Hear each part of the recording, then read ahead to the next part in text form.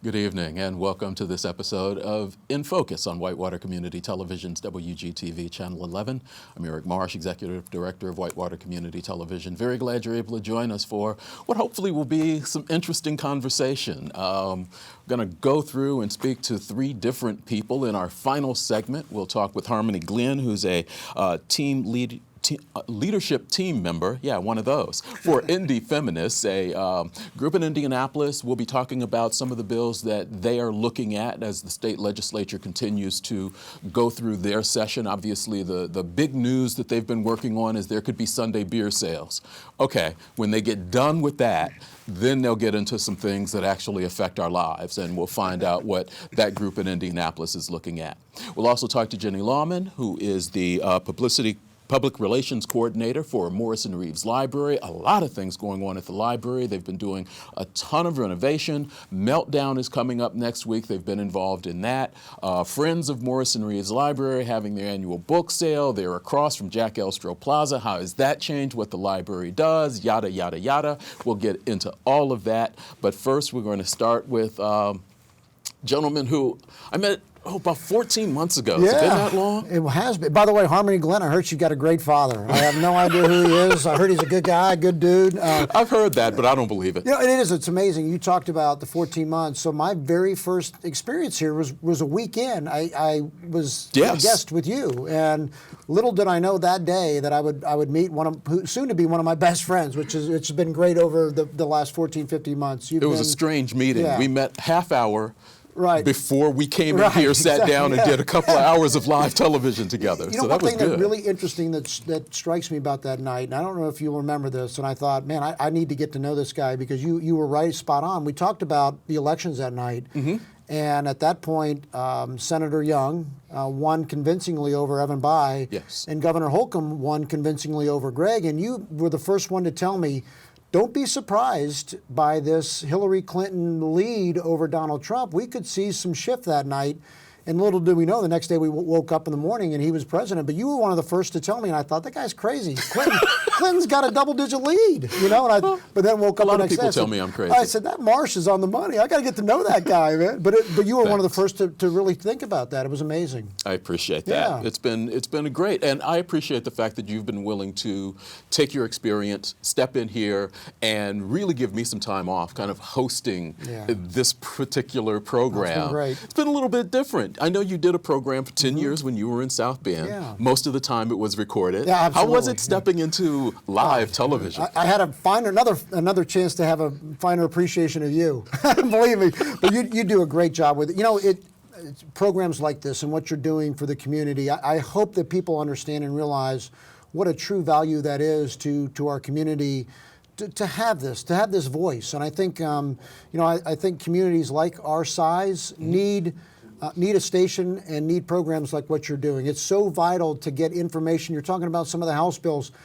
We may not have another way to really learn about what you're doing if we didn't have programs like this and to understand what's going on. So congratulations to the success, and yes, I did get a finer appreciation for live television. You all are throwing a party tomorrow night, one of the bigger events that take place here in Wayne County, normally 500 to 600 people. Tell us a little bit about the annual Chamber Day. I know there's always some secrets they try to hold back. Who's this year's speaker? Well, we have a gentleman. First off, Melissa Vance does an incredible job from our office, as does Ed De La Paz, in really, formatting and setting up the evening. We have a gentleman named Jack Hess, and Jack is out of Columbus, Indiana.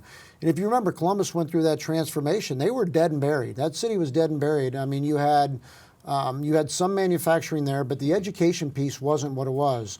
Now it's really a community that has a very thriving workforce. The educational aspect is doing extremely well.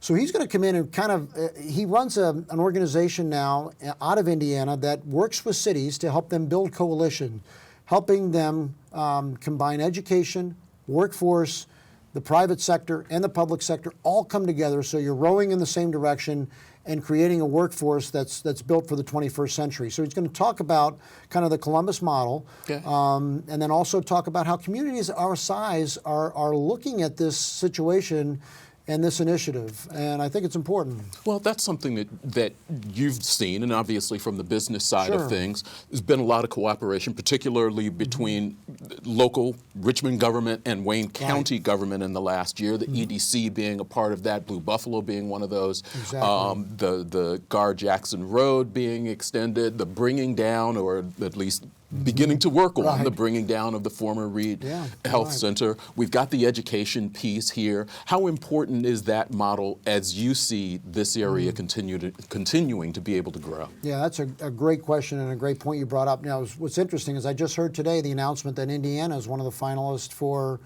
the Amazon. The Amazon Yeah. place, yes.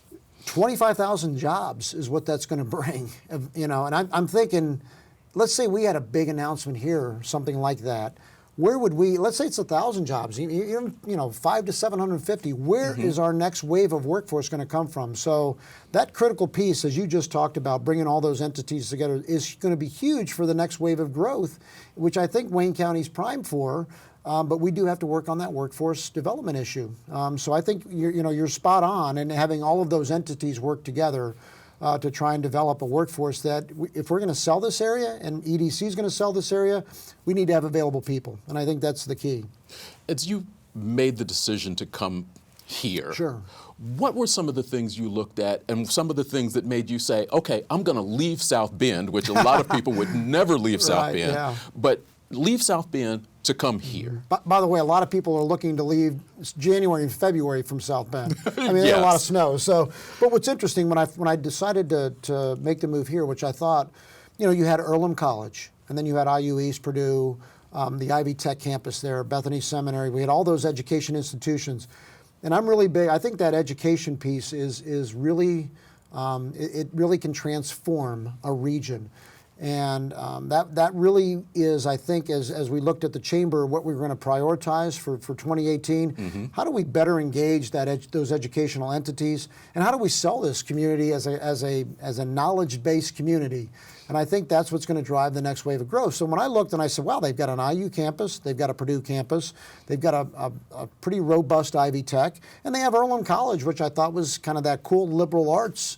So I think that's the opportunity, and that's, therein lies kind of the focus, I think, moving forward. But where does the step come to where business and education are able to meet to really kind of drive that? You get some of it. You've got the Career Center. You've got a couple of the businesses really stepping in, doing internships.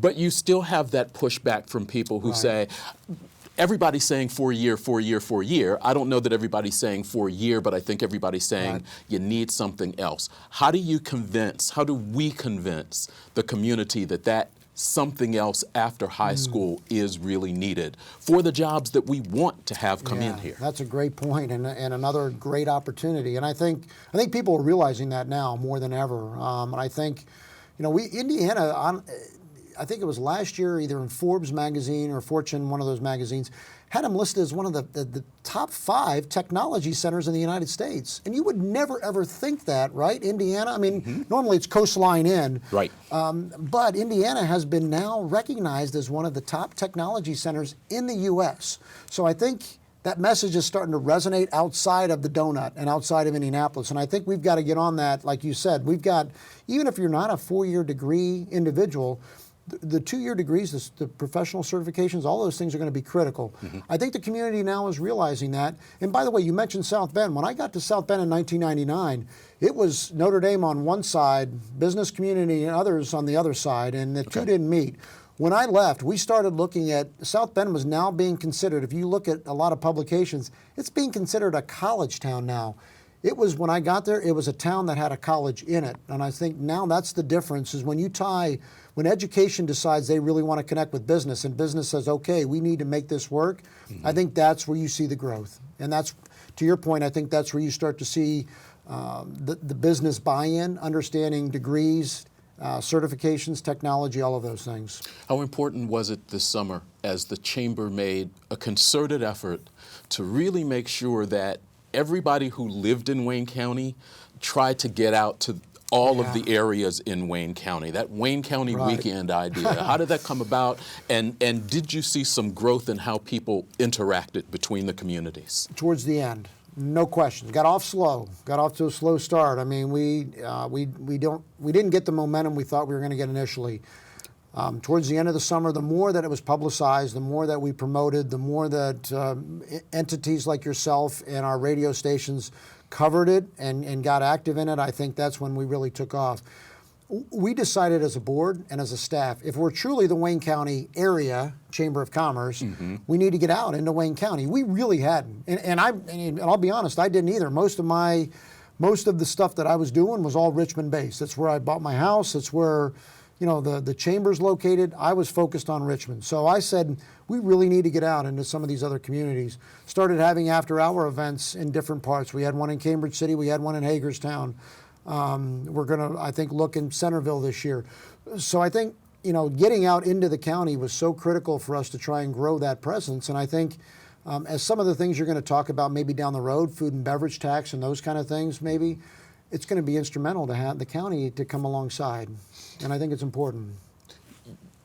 As a person who has seen business in various places, large or small, talk a little bit about what you think of the business community here, how it's set up, particularly as the city of Richmond, the mayor in particular, and everybody else tries to really grow that downtown area, that small business, that entrepreneur, and you have brought some people into town to really kind of take a look at that and show them what is going on. Yeah, so that is, I think you brought up a really interesting point. So I think the downtowns are very critical. I think communities are realizing now it starts in your urban centers and moves out. And I think, so the mayor trying with that 7th to 10th Street loop and developing, you know, I think the businesses that we have are great. I think we need some more of those things that we talk about that would differentiate ourselves with brew pubs and things like that that are going to get people after 5 o'clock. When you can get that, then you start developing. So South Bend, again, in 1999, it closed up, you know, 8 o'clock, 7 o'clock. So, I mean, nothing on weekends unless there was a Notre Dame game, of course. But when I left, it's a bustling downtown. There's brew pubs, there's cigar bars, there's things that that you want to see that it draws people to your. So I think developing the urban centers out and then developing your corridors in.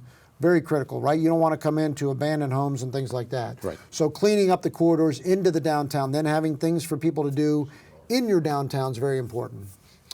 You, we're kind of wrapping up a little bit, have announced that you're leaving after 14 months. An opportunity kind of dropped in your lap, basically. To lead the chamber in a larger community down in Bloomington. Right. How did that come about? What are some of the things that you're looking forward to as you take that next step? Well, I knew that you were going to be visiting, so I said, I got to go to a city where I'm going to still see Eric, but I know you have a daughter down there, as do I. You know, was that part of it? You've got family. Oh yeah. You know, I'm like you, close to my kids, so they're having that opportunity. But I think, you know, we've talked about a lot of the stuff that it really drives me, which is college towns, university atmosphere, the diversity that you get on college campuses. And I'm not talking, you know, race and gender. I'm talking about diversity of ideas, diversity of creativity, diversity of opinions from both sides. The ability to, you know, that vibrancy and energy, you talk about downtowns, the ability to grow your downtowns, all of those things, you know, I hate to say dream job because my dream job is what you're doing, is the announcing part. But to have a chamber in a university town that's really growing and thriving, I think that's what really drove me to do this. And again, closer to family. I mean, I think all of those factors weighed in. Look, this is a great area. I came here, bought a house here, invested. I was gonna say, a year in, your real estate agent has to be going, have you lost your mind? I mean, you've only got a year in this place. So basically selling the house for the same thing I bought it, right? You're not going to make a lot of money in a year. But, you know, so I was invested when I came here. I think Bloomington was one of those cities that I looked at and said, if it's anywhere else, I'm not even going to look at it. But I've really had an affinity with Bloomington, as you have had kids that go to university there. My daughter has spent 5 years there. I really developed a love affair with Bloomington and really look at it as a place that that I think personally and professionally, I think was a great fit for me. I love my time here. Met a lot of great people, a lot of great friends, yourself included. I'm going to miss those individuals. I'm going to miss the opportunities. We were really starting to build some momentum with the chamber as well. Our staff and myself, I felt, had the chamber going in the direction we needed to, where chambers are at today. But, Bloomington was one of those cities that I just looked and said, man, if I ever get a chance to go there, it's one spot I would really love. I think it's the only other place in Indiana I would live. Where do you think Chamber of Commerce, particularly here in Indiana, a conservative state, obviously, very business friendly. How does the Chamber of Commerce help move the needle on where this state needs to go? It's ranked low in some very important areas. Absolutely. How can the Chamber of Commerce maybe set aside some of the political aspect and really help move the state where it can go? Because you all are the business community. You all speak for the business community. Right. How do you drive that? That is a great point that you bring up. I think we do need to be more welcoming on a number of social issues. I think that Indiana has been extremely conservative in the past socially. Now, fiscally, it's been great. We've got a AAA bond rating and all of those things, excess money and those kind of things. Those are really important.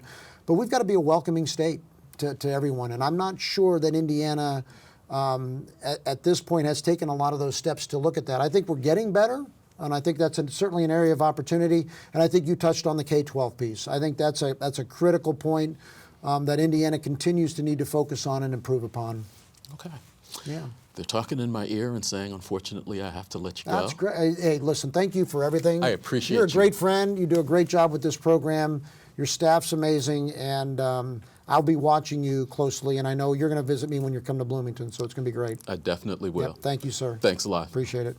We'll be back. We'll speak with Jenie Lahmann from Morrisson-Reeves Library as we continue with In Focus on Whitewater Community Television's WCTV, Channel 11.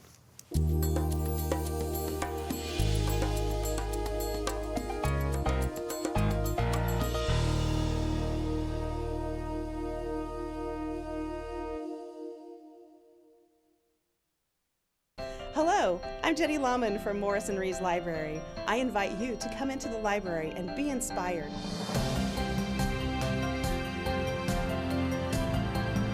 Discover our many programs and services. Join us for a story time. Explore your family's history. Come in and select materials from our books, music, movies, and more. We have an exceptional staff ready to serve you. So come on in and be inspired at MRL.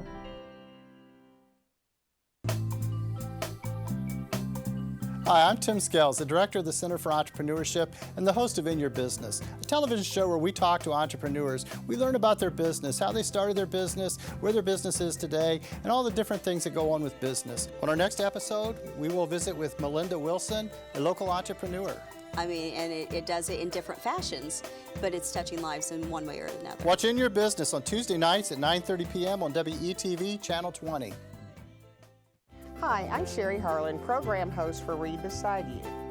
Join us in our next edition when we visit with Dr. Bandari, Dr. Cobb, and Dr. Jost from Reed Health Family Residency Program. The residency program is a 3-year program in which the residents get training both on inpatient and outpatients. Join us Thursday, Channel 20, WETV at 8 o'clock.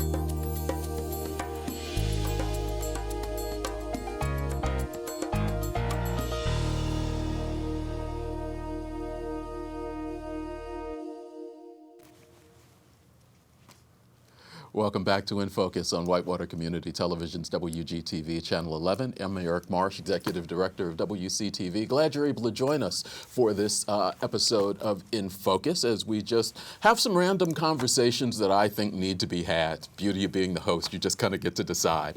Jenie Lahmann, who is with Morrisson-Reeves Library, decided she was going to join us. Yes. Thank you for being here. Oh, you're very welcome. We always love to come out and be a part of your show. It's always good to talk to you, Paris, find out what's going on. The library has been making some incredible changes. We have. During the last really couple of years, I think it's been going on. Physical changes to the library. I think a lot of renovation building, it started, conversation was we're going to have a teen room and what that's about. Talk a little bit about how some of those renovations decided to come about, what you all thought why you thought you needed to do that besides just a refresh, and what has been the response so far. Well, so far, we have had so many people that have come into the library more recently and said, wow, some really cool things going on there. It all started 3 or 4 years ago, probably more like 3 years ago. We had some community focus groups. We made a strategic plan, pretty aggressive plan to say, we definitely have heard from our community. We need to have something for teens to do at the library. Once they get past the story time years and maybe they're about 10 or 12 years old, they really kind of stop going to the library until maybe they're adults and have children of their own and maybe start the same process over again. Okay. We engaged with quite a few teens and said, what do you want to see in a space at the library? Number one, they wanted their own space to call their own, to have their own activities, own workshops. They didn't want to blend in with the kids anymore. They didn't really want to be in with the adults. So we thought, where are we going to put this space? It needs to be extra special, bright colors, great places for them to plug in, sit down, just have a good time. So these teens joined the advisory group. They chose the whole decor, what we were going to offer, the programs we were going to have, some of the collection that was going to be put together for that. And we're so thankful that we asked them and so grateful that they gave us all of their time. They also had a great buy-in with it. And as you encourage others to help you, they're going to come and they're going to bring their friends, and that's what they've done. We had a slow start once we opened, but we started engaging more with activities and workshops and video game competitions. We have a big screen in there. We have a great art space, a whole wall that is of a whiteboard that you can write and draw pictures and write poems and draw silly pictures if you want to. It doesn't matter, just fun things. So they've been enjoying that, and it's grown and grown and grown. So then we decided, we need to expand that, grow a little bit more, and teens like movies and music and graphic novels and all of those things. So we decided to take all of those that were in the lower level of the library. As you may know, we had a big movie department down there. Yes. We thought, bring them upstairs and add a lot of pops of color and new carpeting and flooring and furnishings. And as you can see from the photos, there's a lot more color in the before. If you see the before and after pictures, there's our older picture. Still a beautiful library, but we felt that it just needed a bit more pizzazz. Okay. And so that's what we did. I worked with, we had a project manager on staff, and our staff all came together, came up with the ideas. They created the plan. We didn't hire an outside source. We said, we can do this, and we can save a lot of money by doing it. Yes. Had a few volunteers from our community that offered their expertise. And away we went, and we opened that area back in May. And you've been in that area. We had an interview with the mayor, and he had that as his backdrop. A really fun space. So that was kind of midstream of our renovation. And then you got some that's starting to wrap up. We do. We consider this our phase one of our renovation.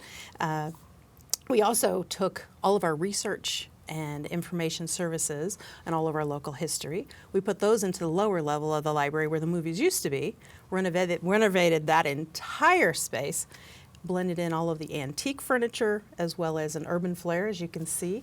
This is the Brown Room. What used to be the teen space was the Brown Room. Clarence Brown was an affluent attorney here in town, donated furnishings, and quite a philanthropist in our community. And gave us a Lincoln collection of books and memorabilia, lots of Lincoln lore and beautiful furnishings. We put those in that area, as well as we gave it kind of an urban flair, as you can see in that photo. Some pops of color. It's a really fun, cozy space. That looks very different. That's downstairs? That's what the downstairs looks like? Downstairs. That's incredibly different than what it used to look like. You'll have to come in. We just opened that in September, so okay. If you haven't journeyed down there, take a look. It's in the lower level. You can go by elevator or by the staircase. So there's some pops of color and some intrigue there, but it's mostly a blend of the old and the new of the library. We also have an interactive conference center there. You can have meetings in there. There's a smart board and room for about 10 people to engage. A nice private conference room in there. As you can see in the photo, there's that smart board. I've used it a few times. It's a lot of fun. And it's nice because you can do a PowerPoint presentation, or you can do interactive work with your small group while you're using that smart board, so you can layer things on top of your documents or whatever and make it a work in progress. And we're going to be using that for our new strategic plan that we're going to start writing this year. So I'm not sure where that's going to lead us, but probably some more new innovative things for the library. What's been the response to the changes that you've made so far from the people who have regularly used the library? Because I think that number maybe has changed a little bit through the years. It has. We have quite a few of our regulars. Some people they come to the library and they read the newspaper or look at magazines every single day. And they wanted a quieter space to do those things, because the upstairs of the library sometimes can be a little on the noisy side, which is okay. That's why we move those movies and everything upstairs. It's our active space. It gets noisy when everybody goes. That's right. We don't shush people. I haven't shushed somebody in years. I don't know, if you come in, we might. Probably. Yes. But that downstairs area, the information services, it's really kind of a quiet zone. So you can unwind, read. Some people, we have one person that is writing a book right now, and he really enjoys that quiet space. And we have some private conference rooms there and study rooms that he can go if he needs to get away and unwind from everything else. Patrons, they have been really excited about the changes. They are always questioning, especially when we put the Brown Room into storage, all of those old antiques. They're like, are those going to go away? And I said, absolutely, they are not going to be going anywhere. We're going to be putting those into our new space. They're going to go into storage for about 6 months.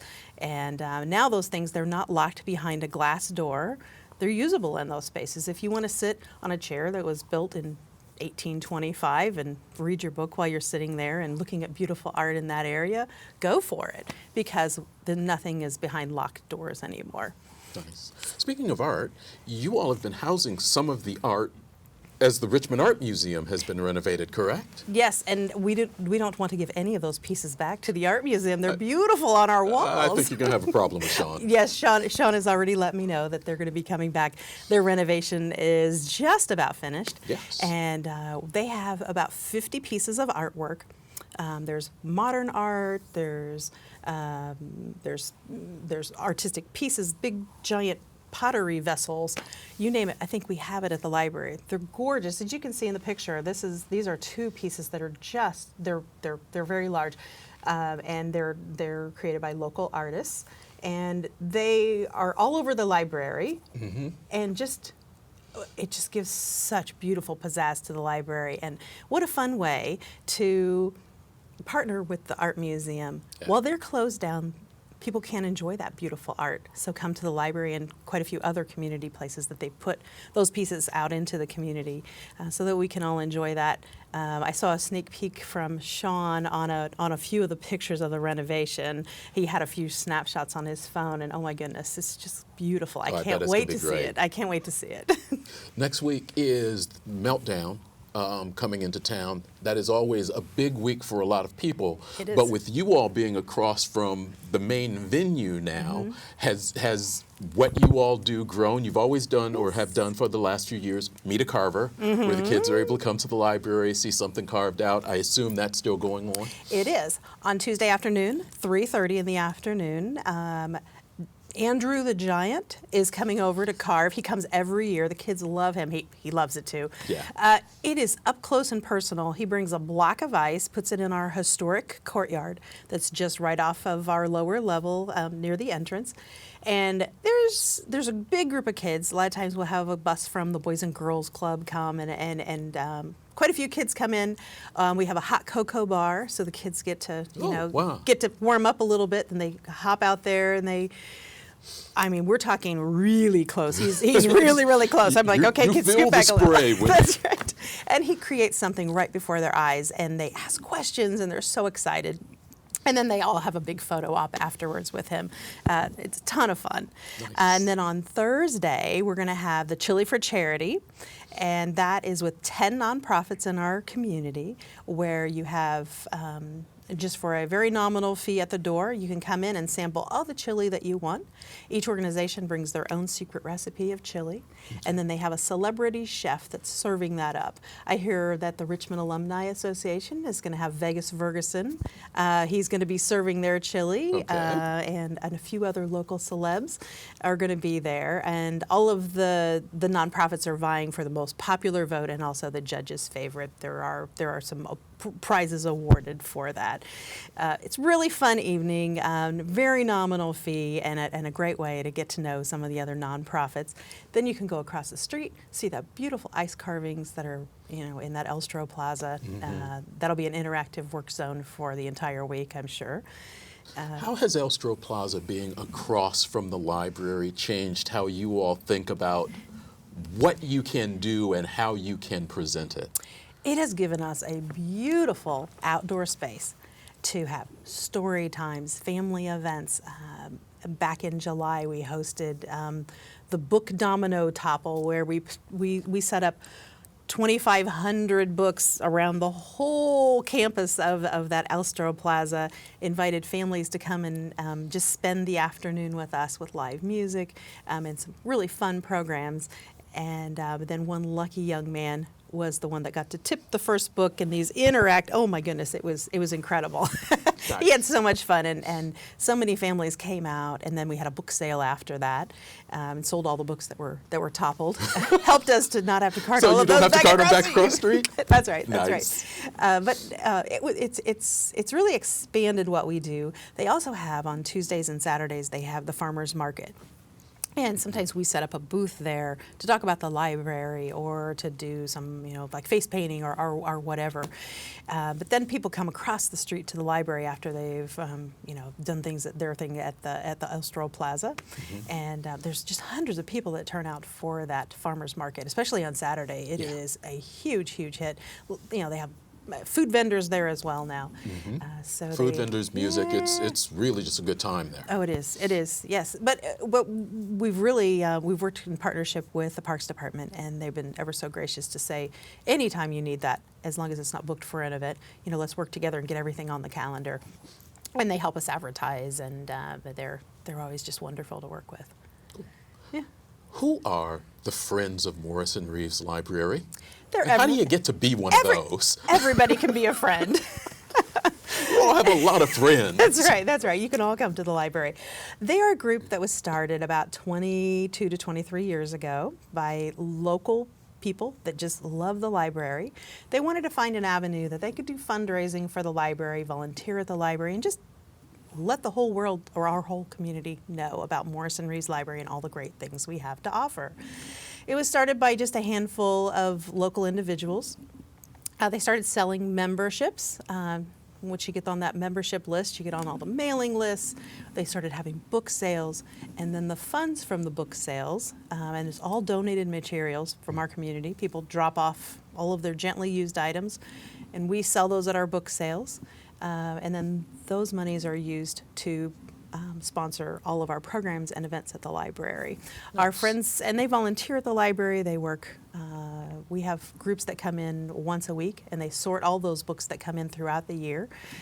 We have thousands and thousands on storage right now because we have a book sale coming up in February, second weekend in February. Okay. That book sale, and then we'll probably sell 6,000 or 7,000 items out the door in a 3-day book sale. Wow. Doesn't that just, That's those numbers are amazing. staggering, aren't they? And people, can they still donate for this Sure. library, or do you already have everything cataloged? We have everything ready to go, but we take donations every day. You can bring, if you have an armload or two, bring them inside the library. We have a little red flyer wagon right inside the entrance.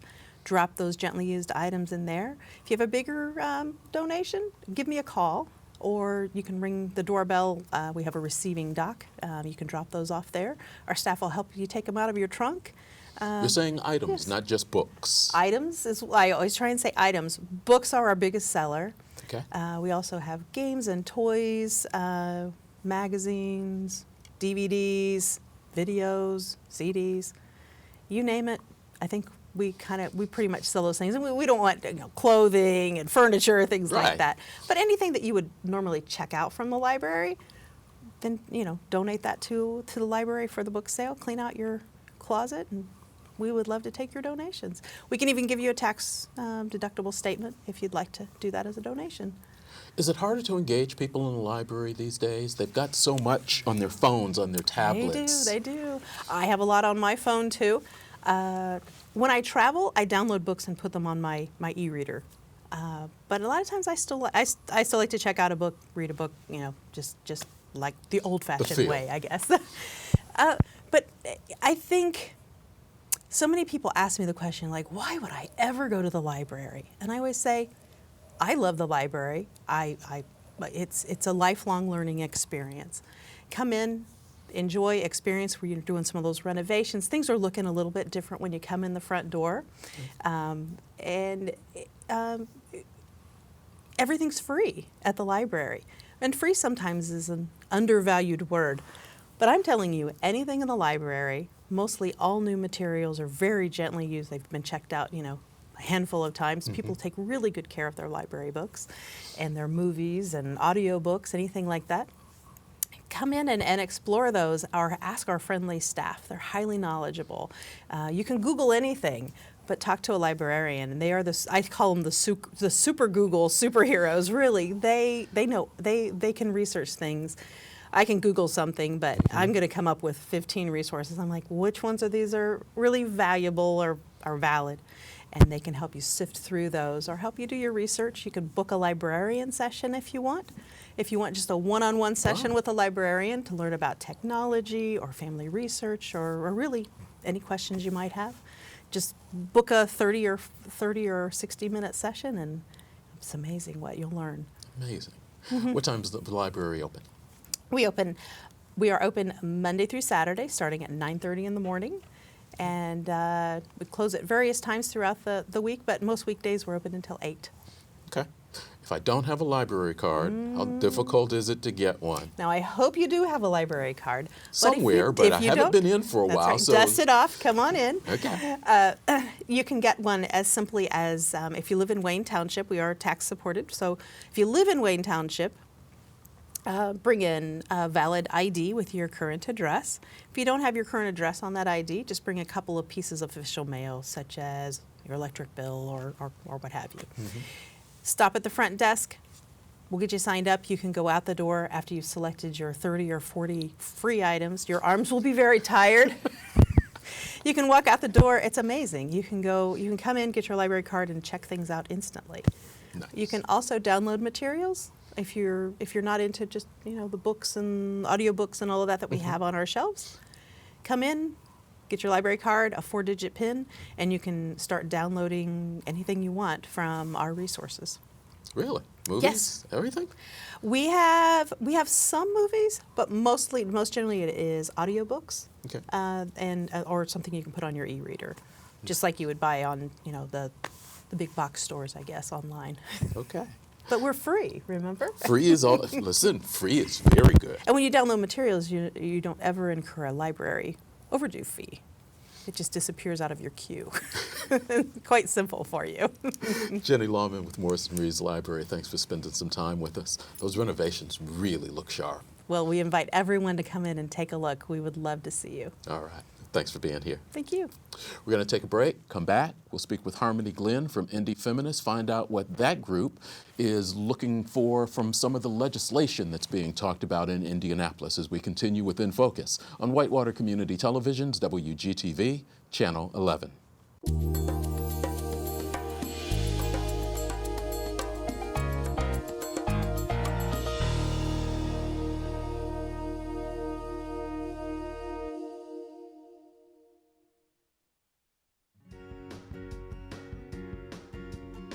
Hi, I'm Rachel Hughes, host of The Third Sector. Join me this month and my guest, Mary Walker from the Wayne County Tourism Bureau.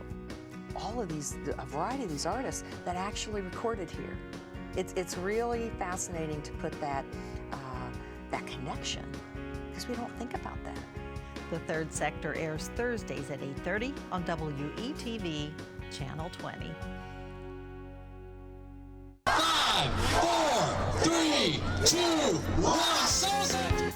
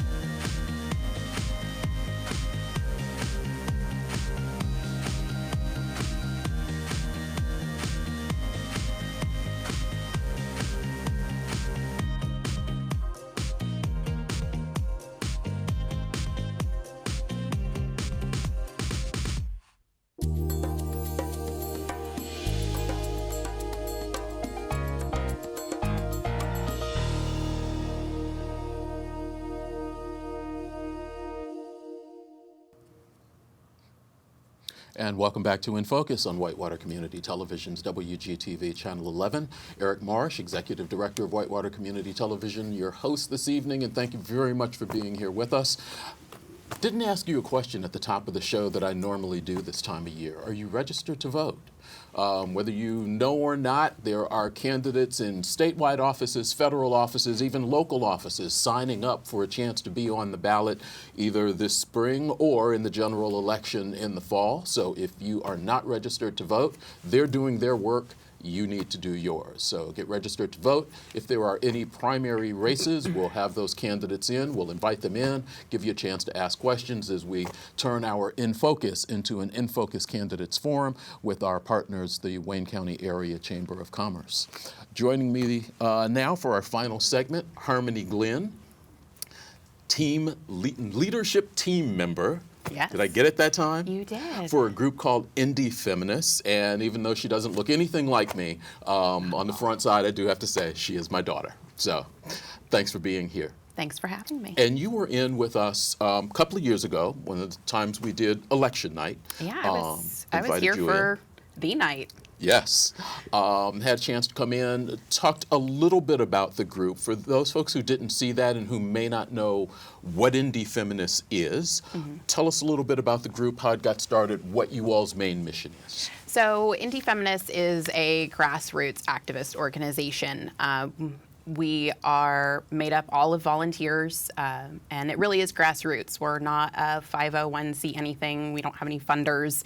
We make copies with the last $5 out of our back pocket in hopes of making a difference in Indiana in terms of a particular focus of ours is reproductive justice, which has three main tenets. We look at the right of people to choose if they're going to be a parent, choose not to be a parent, but also for everyone to have the right to raise or live in families in safe and healthy communities. So there's a lot that we look at. Who are some of the people that you all work with? I assume there's not an activist group that just kind of works on their own. Do you all have a couple of groups that you all try to partner with as you move issues through? Yes, we have worked with state groups like our local Planned Parenthood affiliate, Planned Parenthood of Indiana and Kentucky. We've worked with the All Options Pregnancy Resource Center out of Bloomington, which offers a really holistic and comprehensive look at what it means to be pregnant. And they're down in Bloomington offering not only referrals for health care, but also peer counseling, diapers, things like that. So again, it takes a lot to look at reproductive justice, and All Options is a great organization that does that. Everybody knows who Planned Parenthood is. We've worked with the ACLU. We've worked with Indiana Now, also some larger, more national-oriented organizations like the National Advocates for Pregnant Women. Is one that we've worked with, and we've got some new projects on the horizon with some great partners that are looking to invest in Indiana, and we're really happy to see that. One of our biggest sort of points of contention in the larger activist world has always been that what happens here from a national standpoint should really be more closely paid attention to. Things that start here often wind up in other places. So Indiana was one of the first states to have a voter ID law, which is something that can really prohibit people from being able to access the ballot. Now it's rolled out everywhere. Right. You in particular, but the group as a whole, really spend a lot of time looking at the state legislature. Right now, if you look at, I don't want to say mainstream media, but the television stations in Indianapolis, the big story has been Sunday beer sales. Yes. Obviously, there is more going on than that, and more bills will come forward than that. You've kind of been looking at a couple of them.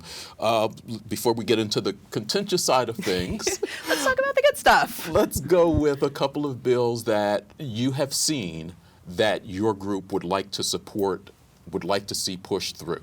Sure. So House Bill 1192 is one that we are looking at, and that one is going to require the state health department to establish a maternal mortality review committee, which is what? It would be a committee that would accept reports anytime there is a maternal mortality, which is a death that happens anytime during a pregnancy or within the first year postpartum that could be linked to pregnancy or postpartum issues. Okay. What is it that that committee would be looking for? Based on the way the legislation is written right now, our support for things is always conditional, as things can change. But as it's written right now, the committee would be charged with gathering the reports of any maternal mortality in the state, reviewing them, looking for patterns, trying to see if there are things that perhaps healthcare providers are missing, more checks they should be doing, red flags that they should be looking for when they're talking to their patients to hopefully prevent these deaths in the future. Is Indiana leading the country with this? No. Indiana is one of the very few states in the country that has never had a maternal mortality review like this. Now, granted, even the states that do have them don't always do them very comprehensively. They're rarely well funded, and they don't always stick around for very long. There isn't a great model for simply a state maternal mortality review committee because the United States is one of the few developed nations that doesn't do it on a national level. I think I read in a Newsweek article that the CDC is currently attempting to gather maternal mortality data, and they are doing it with grant funding from a benevolent organization that a pharmaceutical company started. Okay. One that I did hear, I think a news story yesterday mentioned that there are actually a couple of bills dealing with equal pay for women. Yes, there is one in the House and one in the Senate. What's the difference between them? The one that is in the House, actually, I prefer a little bit more because in addition to requiring equal pay for equal work, the House bill actually specifically lays out protections for employees who discuss what they make. What you find a lot of times right now is that employers can actually have employees sign essentially a non-disclosure agreement. You won't talk about what we're paying you with your coworkers. And that's one of the tactics that's used to really create pay discrepancies. If you can't talk to your coworkers about what they're making when you're all doing similar jobs, how are you supposed to know what your company is really willing to offer? How do you know that you're being compensated fairly in comparison to your colleagues? And so the House bill would actually prohibit employers from having employees sign that at all and offer them explicit protections from discussing their wages. What is the difficulty in getting a bill like that pushed through a state as conservative as Indiana? Well, one, a lot of times the pushback will come positioned from, we don't want to seem not business friendly.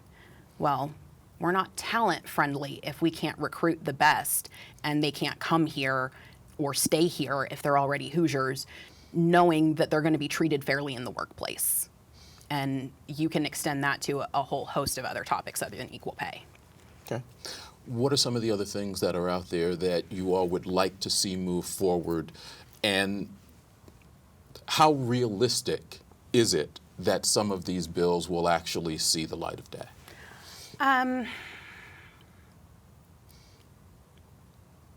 You never know. I like to remain optimistic. Okay. I like to fight until the bitter end and even after it. You mentioned one in a note to me about a bill increasing access to SNAP. Yes, there is a Which bill. was actually written by a man, I think, actually, wasn't it? A state representative, I'm trying to remember his name. To be honest, I have read a lot of bills. I'm I don't sure have you have. all I've the got it here authors someplace. memorized. Keep talking, I'll find it. But the SNAP bill would Joe Taylor. The SNAP bill would allow folks with a certain, especially drug-related felonies on their record, they would be able to access SNAP in a way that they cannot right now. And of course, SNAP is what we commonly refer to as food stamps. It's nutrition assistance. And so it's really important that people can eat and that they not have to worry about where their next meal is coming from. And especially if they have already done their time and paid their debt to society, as it were, it's time to make sure that they eat. And so the SNAP bill is not only a reproductive justice issue, but if people really want to get ruthless about it, it's about lowering the recidivism rate. People who come out of prison and can't find food, they can't find a place to live, they can't find a place to work, they can't take care of themselves, take care of their families, they wind up committing sometimes petty crimes just out of survival, or sometimes worse crimes out of desperation, and they wind up back in the prison system. Okay. There's a couple of bills. We're down to our last 4 minutes, and we're going to have you back near the end of the session to talk about what actually got accomplished and what you saw. A couple of bills that you all are having some difficulties accepting. Give me a couple of those and why. Quickly, Senate Bill 65 is about educating our children about their bodies. And the author of Senate Bill 65 thinks that parents should have to sign off, should be notified and have to sign off for the most basic of instruction about this. Even things like good touch, bad touch, and if someone touches you badly, you should tell a trusted adult. Okay. The big one that we are focusing on right now, though, is Senate Bill 203. It is coming up in a committee hearing Tuesday morning, and it takes the state's existing laws around crimes against pregnant people that result in the loss of a pregnancy, often commonly referred to as feticide. It takes that current statute and expands it in some really troubling ways. Such as? Right now, the current statutes refer to any pregnancy that has reached the point of viability. Senate Bill 203 would expand that to a fetus at any stage in development, which means that, for instance, if you are having problems with fertility and you want to seek fertility treatments, if those fertility treatments in any way may result in the destruction of an embryo at any point, it just became murder. For pregnant people, there are no explicit protections for them. There's nothing in this bill that says if you don't know you're pregnant and you have a fun weekend and then find out you're pregnant, if something happens to that pregnancy, they could charge you for it.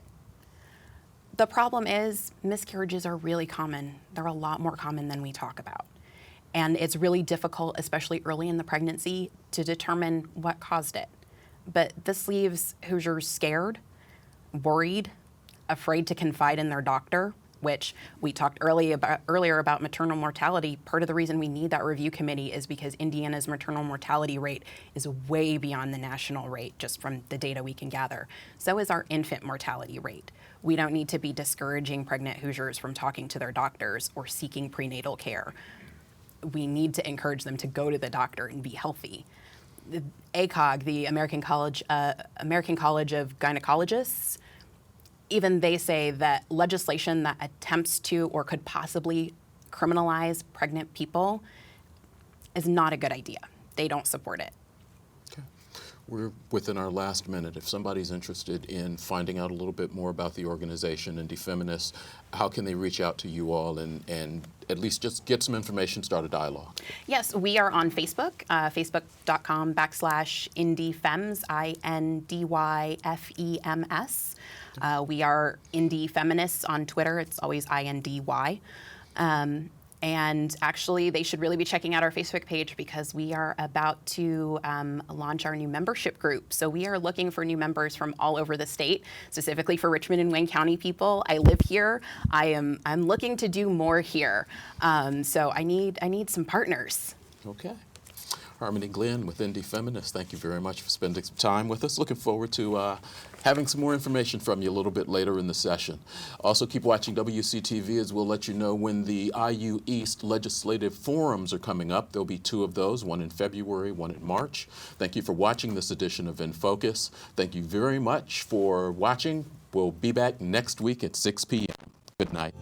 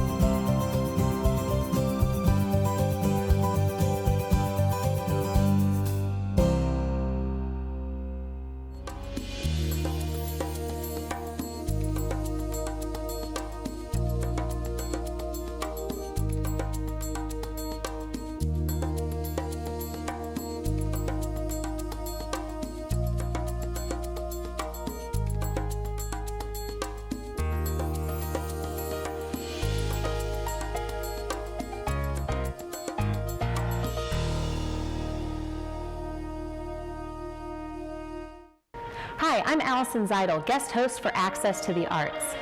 This month we'll be revisiting a conversation with Louis Rickey of Indiana Arts Commission, talking about the Richmond Meltdown event, and also a new exciting event called Palette to Palette.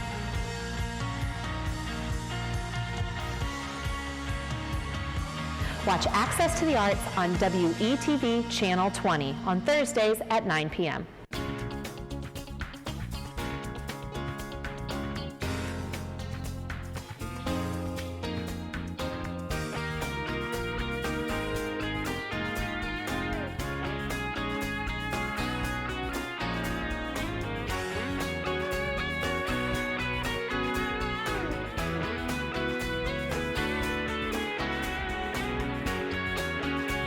You are watching Whitewater Government Television, Channel 11.